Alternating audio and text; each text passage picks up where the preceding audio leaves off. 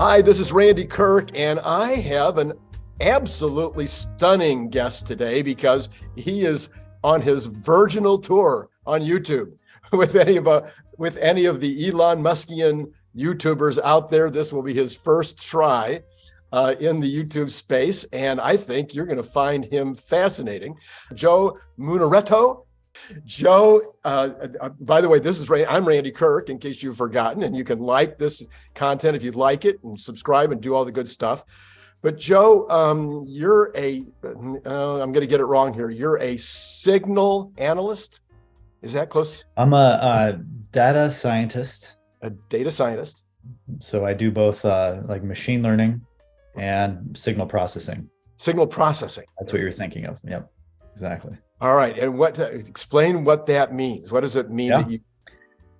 Signal processing is sort of a field that looks at, if you look at any sort of sensor data, for instance, maybe something from your smartphone, like an accelerometer or measuring heart rate, that you take in that raw stream of information and try to figure out relevant metrics from it. So for instance, heart rate if you have an Apple Watch, what it actually does is it pulses light into your skin, and there's blood flowing through, and there's a certain amount of light gets reflected back. And so the sensor records a voltage that's sort of oscillating.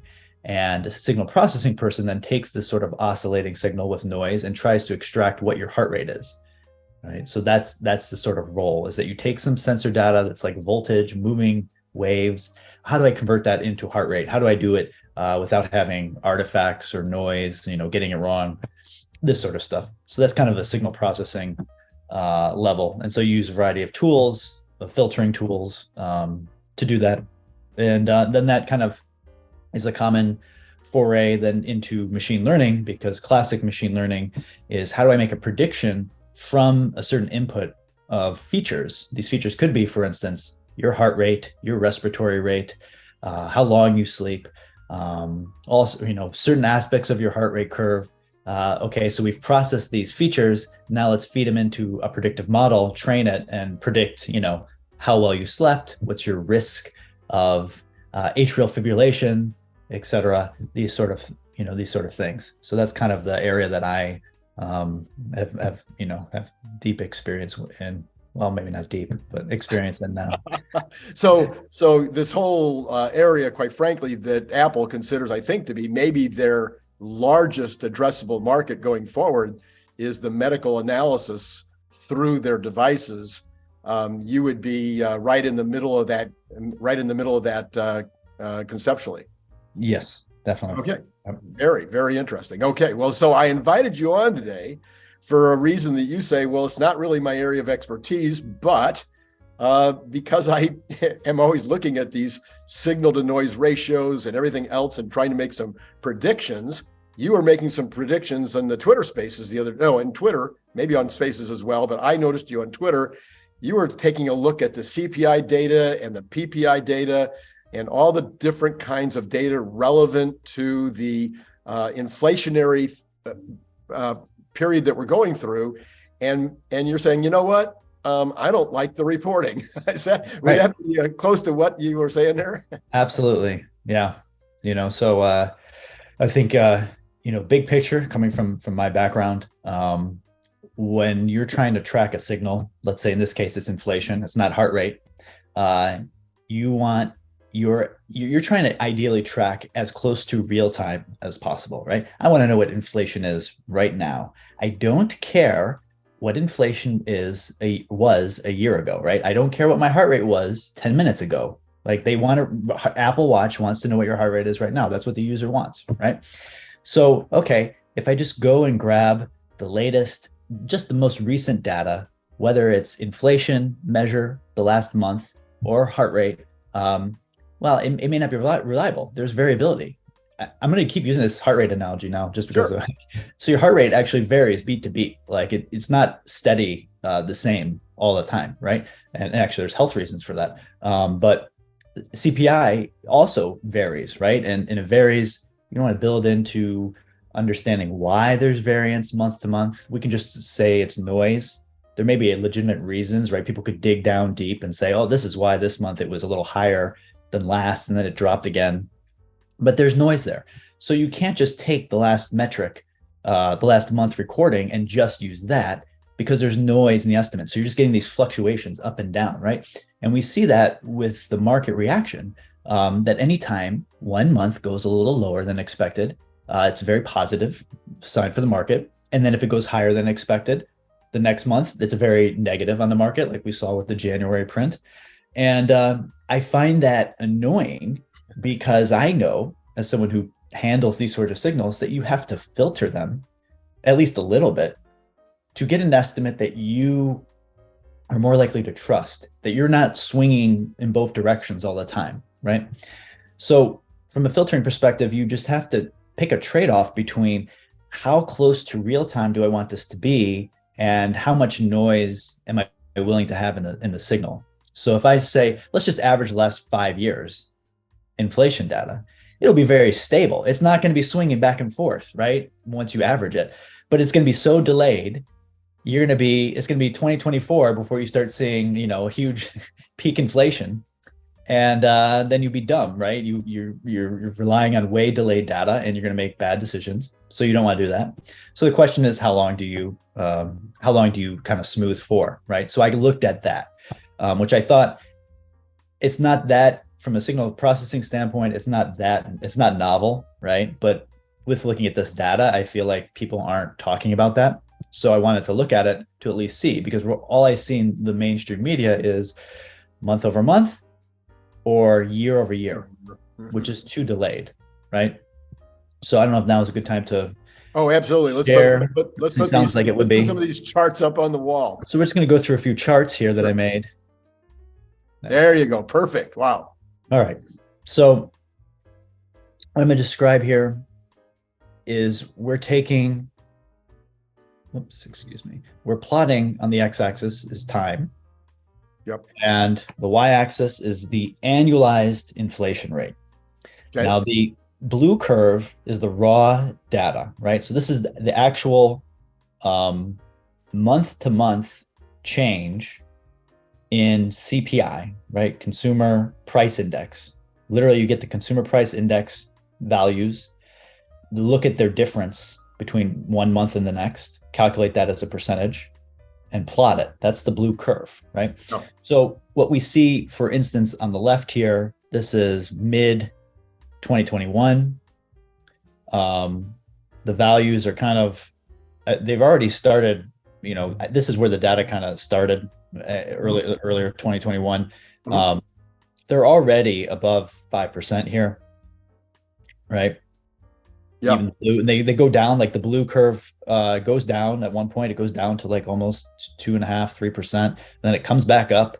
So what we see is there's a lot of oscillation in the blue curve, right? Now, if we look at the red curve is averaging the most recent 3 months before that time period. And then the yellow curve is averaging the most recent 6 months before that point, or up to that point. So you start seeing that the red curve, and especially the yellow curve, are more stable, right? They're not swinging wildly back and forth like the blue curve, right? Right.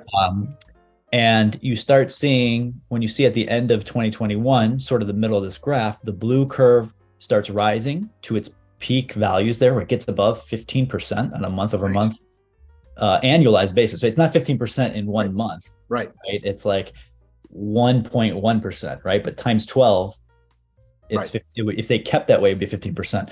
But you see the red curve and then the yellow curve start increasing too, right? But they take a little more time to get there, right? That's the trade-off there with the delay, the lag. So we see the red curve come up, and then we see the yellow curve come up, and then they both are steady over, sort of almost around 10% in the beginning to mid 2022. Yeah. Now this is a period where the Fed finally starts raising interest rates, right? Now note, this whole time period before that high period in 2021 and early 2022, even the average CPI values, they're all above 5%, right? So we're having inflation above expectations for a year. Above what the Fed wants. The Fed mandate, right? Right. Yep. And only then do they decide to hike. So that I have opinions on that. We can keep Yeah, that you do. later. But what we see, the key here is there is a significant drop past June.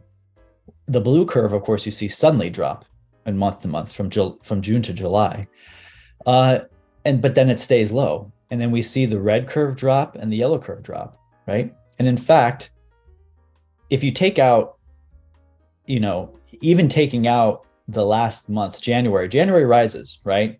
Mm-hmm.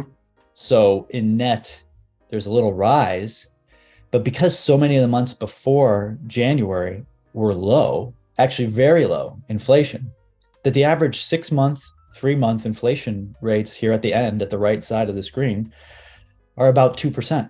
Yeah. So, just versus what the media is reporting, number one, the media either reports year over year, which is much higher, and I can show that graph, versus just the pure raw month over month, right? So what the media reports is this blue value. Right. Right. And they're reporting there's a big increase here at the end of this blue value, ignoring the last 5 months before that were very low, so low that even when you average them with that hike on the last point, that you're getting 2% inflation. Now, this is not to say this is a predictive curve. I'm not saying I know exactly which way inflation is going from here just based on this data, right? But what I know is from signal processing is that I trust the yellow curve, red curve, especially the yellow curve, to be closer to the truth than the blue curve of current day inflation.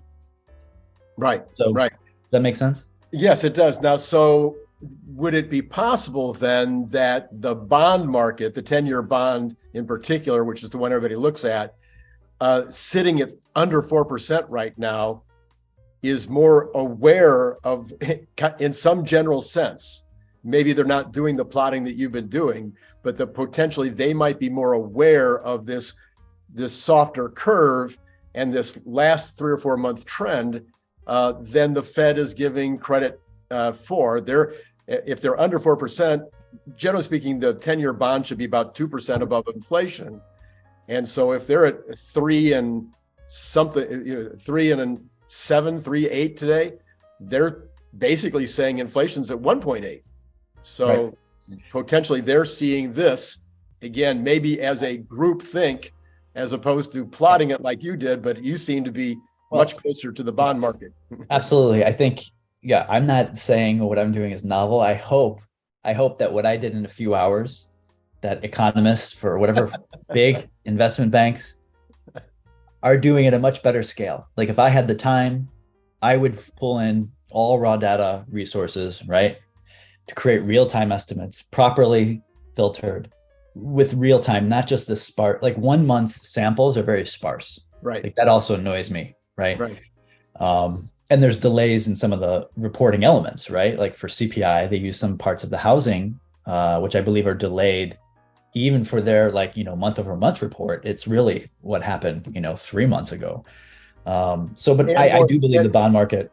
Yeah. And moreover, a lot of these signals in terms of inflation are either leading indicators, or they are following indicators.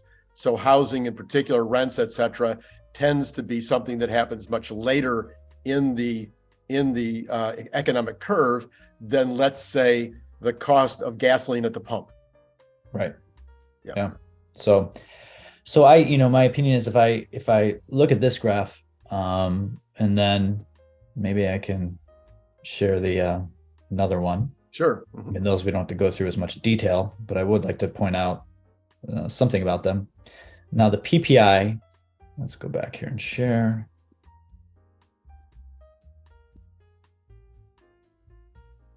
So let's state initially the PPI for those of you who are not heavily involved in looking at these kind of charts. The PPI is the producer price inflation indicator, which is wholesalers and manufacturers who are reporting what they are now having to pay for raw materials or pay for finished goods before they go to the retail shelf. Okay, go. So, I mean, you go over the mechanisms of the filtering. You can see all the data. Again, the blue curve is obviously more noisy overall. Just take a step back and look at this blue curve, how much variability there is, right? Month to month. And so what we see though, when we filter it in all of 2021, the PPI is above 10%. Wow. Right? Early 2022, this thing's up to almost 20%. These curves are hitting near 20%, right? Inflation. And again, around the same time, June, July, there's a huge drop, right? And even the smooth values start to going down. Yes, the PPI index, the raw values are more volatile than CPI. It seems like there's huge swings, right? Yeah. But if I just looked at the right side of this curve, the absolute levels, if you eyeball it, even if you just eyeball it, look lower than the left side of this curve, right? Yeah. Those values are way higher on the left side. Right. I just eyeball it, right? It's hard because there's a lot of noise. So we're lower. Now, are we really at, 2% where the right hand of this curve? Maybe, maybe not. But I think we are fundamentally lower than we were, prior to the first half of 2022. Now it makes a lot of sense that the PPI would be both more erratic and potentially sometimes be above or below what the CPI is, because again, it's going to be a leading indicator. It's going to happen first, and it's going to flow from the purchase, from the manufacturers and wholesalers to retail and to consumers later. Moreover, those monthly changes are going to be felt more by the producer price index, in particular in this kind of an environment. So you can have, let's say the cost of freight could go up or down by 20, 30%. The cost of oil could go up or down by 20, 30%. The cost of Tesla stock goes up by 20. They said there's these different metrics that go up and down much faster at the manufacturing level than they do at the retail level, because it gets smoothed by other considerations as it gets closer to retail. That's right. So yeah, I think what we see here is something where if you the last January print went high, and if you just trust the filtered values, then overall it doesn't look bad.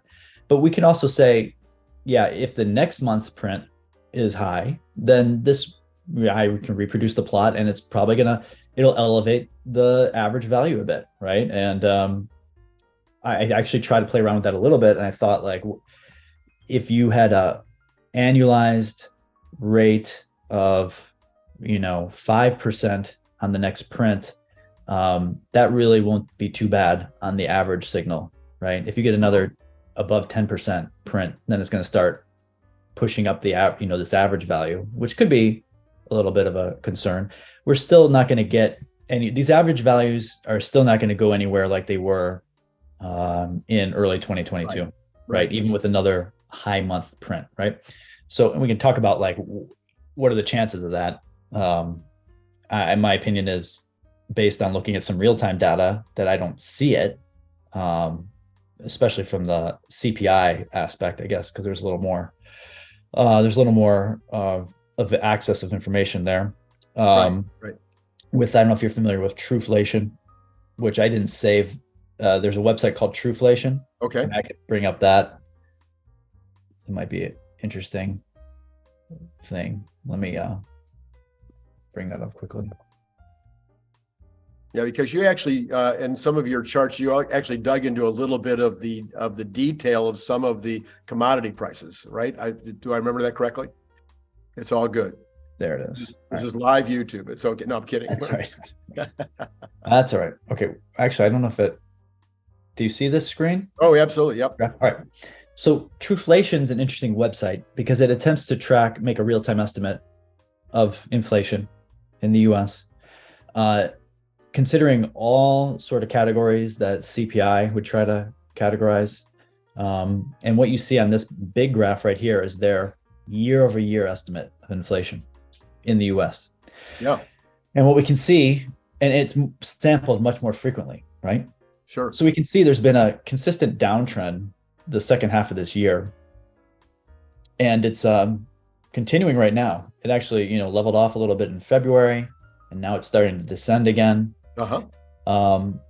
So, big picture before this obviously can be biased based on where its resources are and its weightings. Sure. But I care more about the delta, right? What is the trend? Because we look at the graphs that I produced about CPI, you get a sense of the average CPI level, but we're not sure where is it going, right? People are afraid, where is inflation going? This last print was high. If I go look at this resource, I can go look at not just this graph, but then I can go look at the subcategories and look at each one and see which direction are these indices trending, right? Is there any area that's increasing that I should be concerned about, right? This overall rate is great. I mean, if this thing continues this trend, we're going to be in good shape. I predicted a month or two ago that we would hit under 5% in March. And now my prediction was in May that we'll get under 4%. Okay. I feel like when you're in the threes, people start feeling better. Yeah. Maybe not all the way there, right? But you're like, okay, we're not actually in college we had a debate. This is I hate to tell you what year, but let's just say it was around 1970. We had a debate about the inflation rate of 3%, whether that was a number that we should be afraid of, whether it's okay, and that was actually a debate topic for the national debate clubs. So 3% seems to be a number that even though the Fed wants it at 2%, people seem to be comfortable if it's under 3%.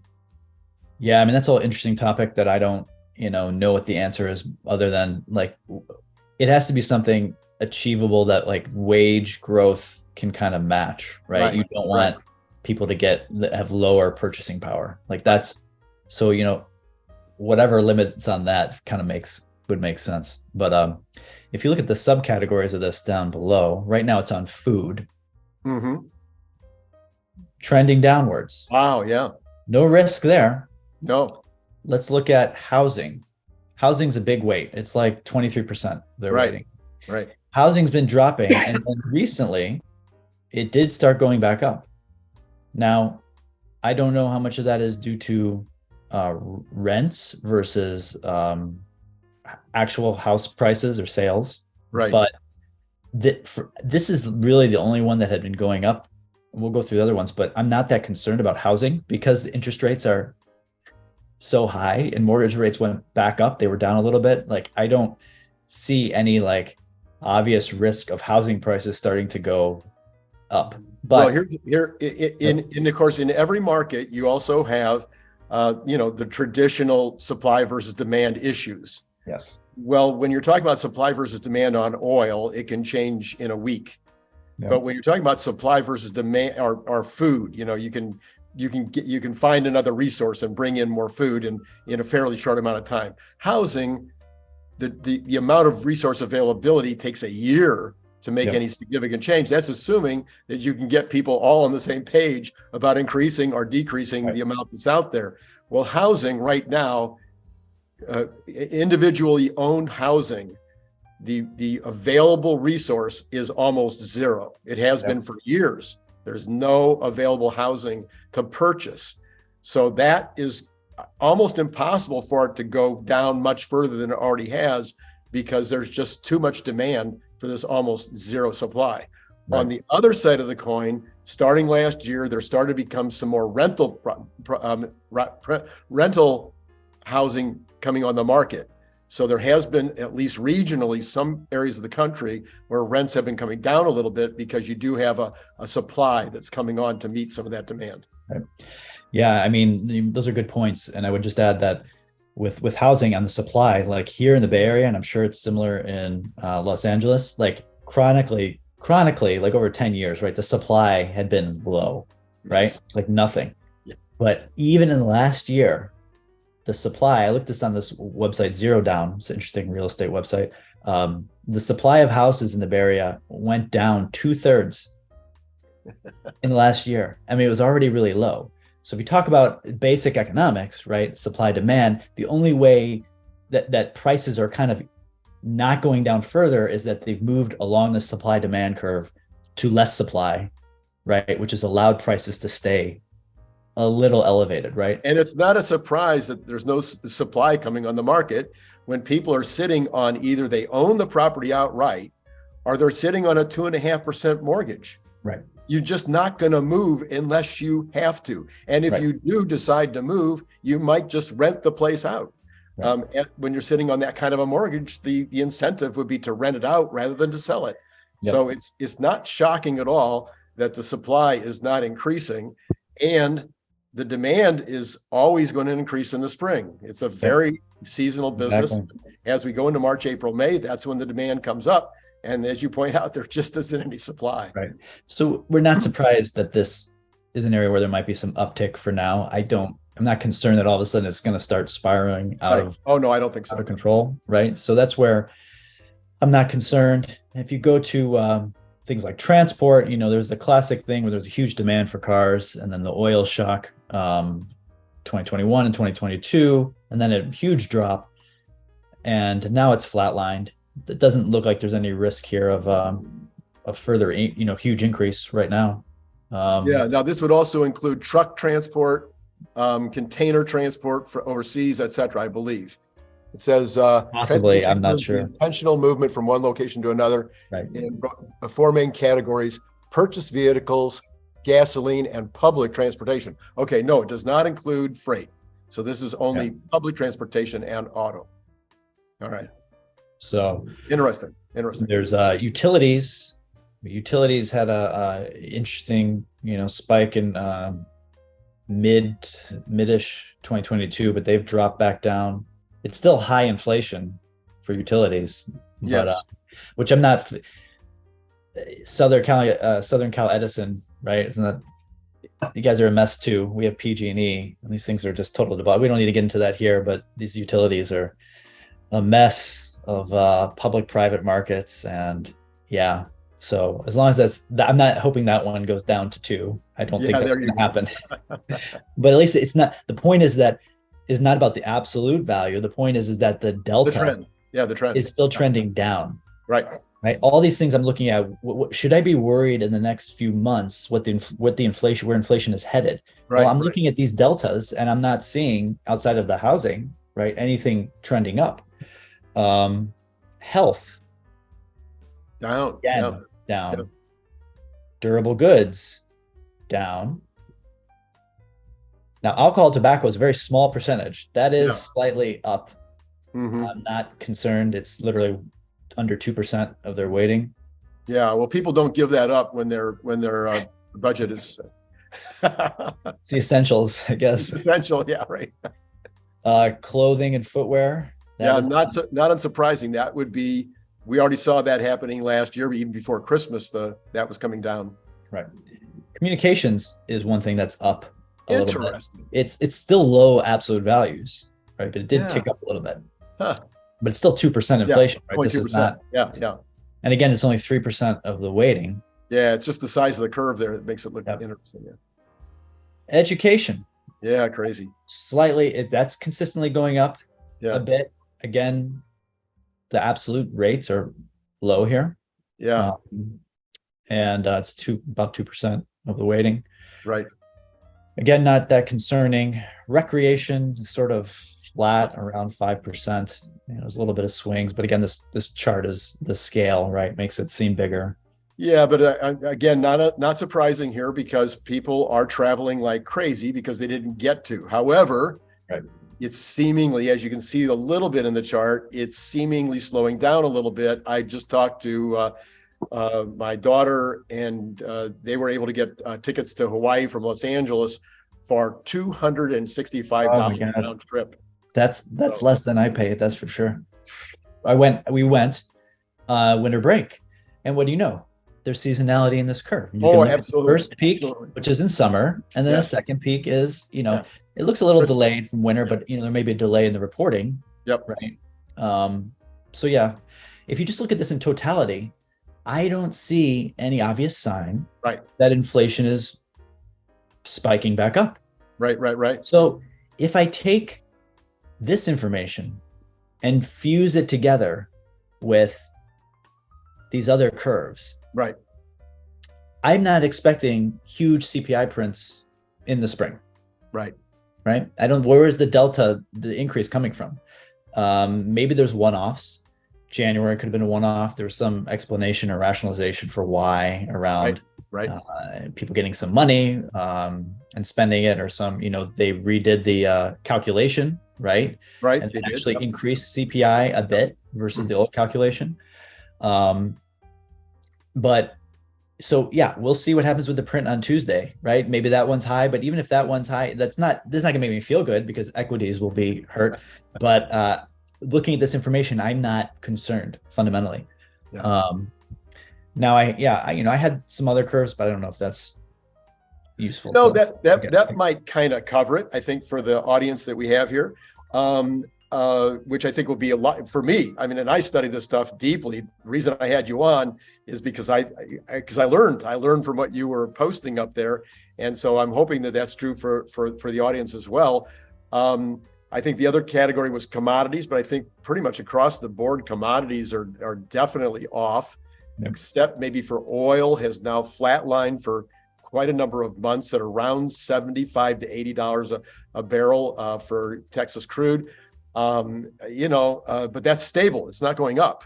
So it's certainly not, it's not going down as much as I'd like to see it, but it's not going up. So, but if you look at natural gas, if you look at wheat, if you're pretty much across the board, commodity prices are definitely off their highs. Even lithium, for those of us in the Muskian world, lithium being the important one, it's like down 30% or something from the highs. Exactly. Yeah. Pretty significant. Well, that's extremely interesting. And so I'm going to wrap this one up with this, Joe, and then I'm going to push pause, and we're going to talk about robots in the next section, because everybody that watches this channel knows I am in love with Optimus. Leave your comments for sure on this show, because I want to hear what you thought about the interview in general, but also, did you like the format? We're trying different formats, of course, and I'd love to know whether this long form interview format was interesting for you. And then, of course, join Patreon, because we're going to be doing stuff on Patreon that'll be almost an outgrowth of what we talked about in this interview. And to all of you, it's been great talking to you. Click the link below to get your paperback, Kindle, or audiobook now.